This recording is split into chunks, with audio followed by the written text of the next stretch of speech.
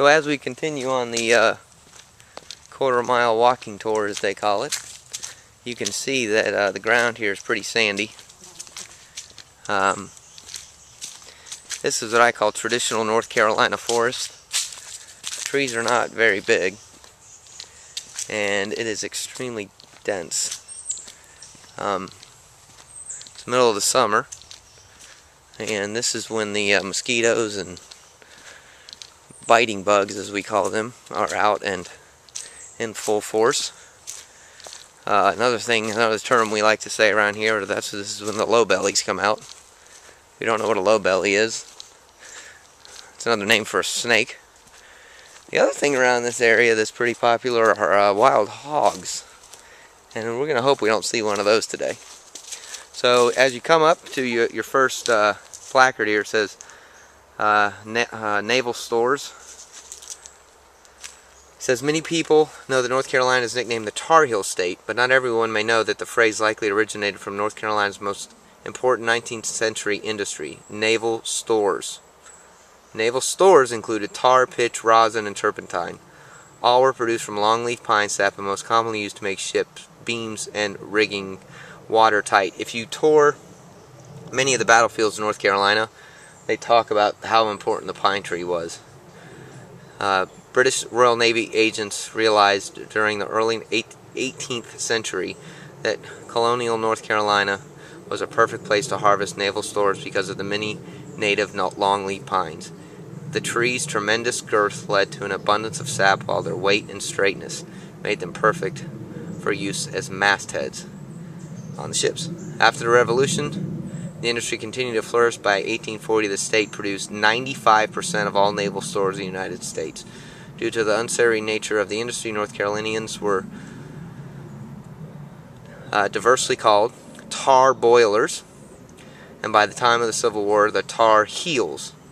But soon the tenacity of North Carolina's Civil War soldiers, who stuck in the battle like they had tar on their heels. Now that I have never heard. Let me repeat that.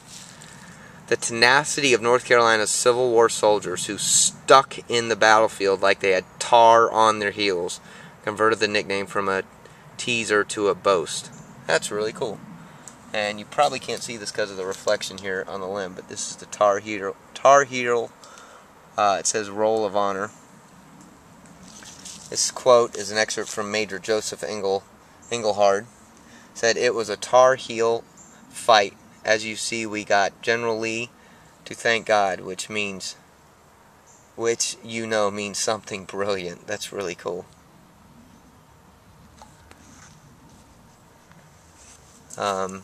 Here's a picture. It's called tapping, when they tapped a longleaf pine for crude turpentine.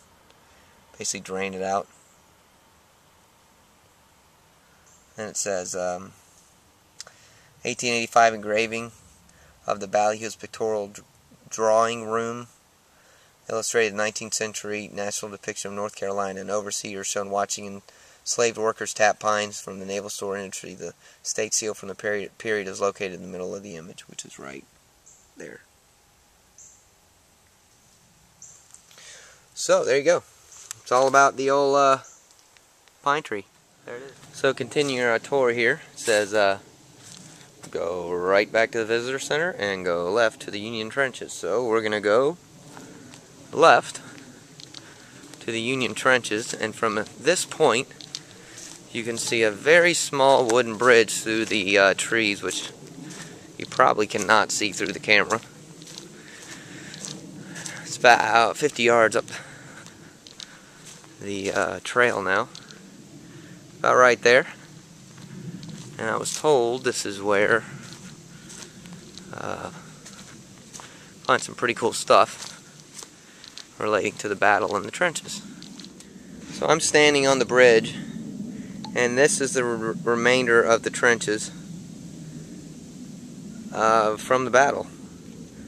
I'll show you what that, right there you can see kind of the, right through here. We'll walk down there, I can show it to you probably a little better. This is why when you come do this in person, it blows your mind that there was a battle fought here. And unfortunately people died, but there's a great picture of the trench right just through there. Goes down quite a ways too. And then it comes across here through this open field that you can see now in the camera.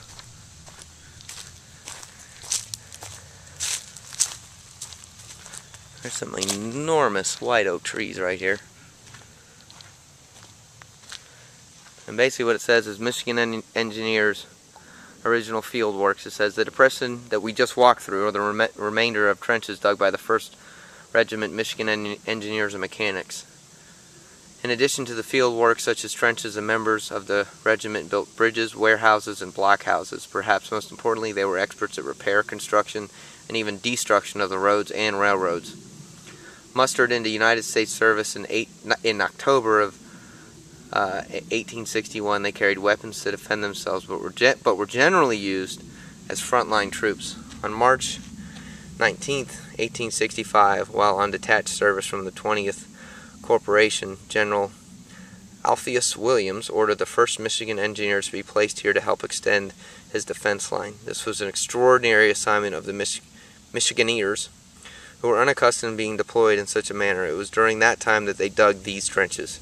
So those trenches were dug back in 1865. Fieldworks provided exposed infantry with excellent protection from small arms and artillery fire. Troops constructed them quickly with little supervision from an engineer officer. Using picks, shovels, tin plates, cups, bayonets, and even their hands, soldiers dug on each side and threw dirt in piles on top of piles of logs. Head logs might be placed on top of small openings between the bottoms of the logs and tops of the trenches. This allowed soldiers to discharge their weapons without exposing their heads to enemy fire. Unfortunately, natural and man-made erosion have destroyed most of the original field works at Bentonville. In order to protect these priceless remnants of battle, we request that you stay off of them. So, I fortunately didn't walk on top of them after I have now read this, but I don't believe I destroyed too much there. It says, this is a picture of the field works of the Battle of the Wilderness in Virginia when they were first constructed. This is a picture of the member of Company B, the 1st Michigan Engineers and Mechanics, posing on Lookout Mountain in Tennessee in 1863. This is a cool quote. It said, "The instant our line halted, knapsacks were flying off, and the rear rank, supplied with axes and spades, used them with marvelous energy and effort. Small trees were quickly felled, cut into logs, and carried to the line, where a ditch was begun and dirt thrown over logs to form a parapet.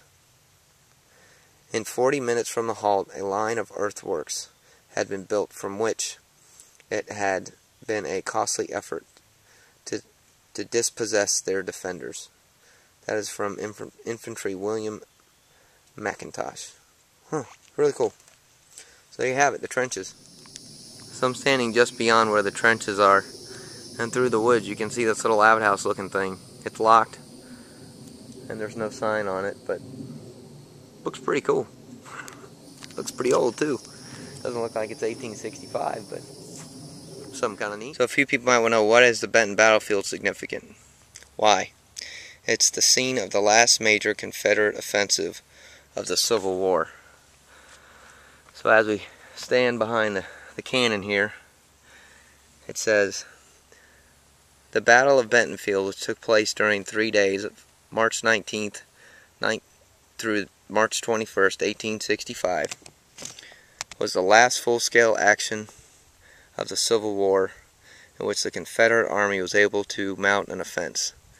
This major battle was the largest ever fought in North Carolina. It was the only significant attempt to defeat General William Sherman after he left Georgia." So there you have it. Bentonville Battlefield.